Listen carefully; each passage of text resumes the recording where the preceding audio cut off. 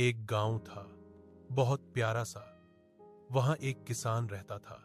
नाम था बाबूलाल। बाबूलाल का एक ही मसला था, वह बहुत सुस्त था। सुबह सूरज निकल आता, ध बीवी कहती, बाबूलाल उठो, खेत में जाना है। मगर वह करवट बदल कर बोलता, हूं, जरा और सोने दे। फसल भागी तो नहीं जा रही, और साथ में खर्राटे ऐसे कि गांव के कबूतर भी डर के उड़ जाते। आये थी चालाक गाय का प्लान। अब बाबूलाल के पास एक गाय थी, नाम था लच्छी। लच्छी रोज सुबह भूखी बैठी रहती, क्योंकि बाबूलाल देर से उठता था।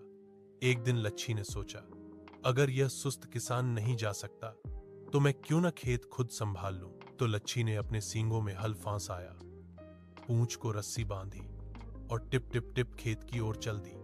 सारा गांव हैरान रह गया। बच्चे तालियां बजाने लगे।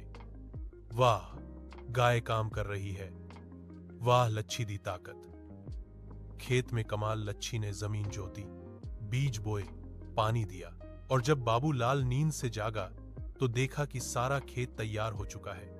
वह चीखा, अरे यह किसने कर दिया। बीवी हंसकर बोली, लच्छी ने तेरे सुस्त दिमाग की जगह काम कर लिया। लो, सबक सिखाने का मौका बाबूलाल को शर्म आई।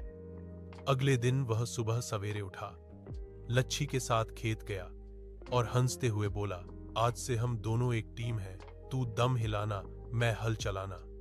गाय ने मुओ कहा, जैसे कहने लगी, बस अब समझ गया तो।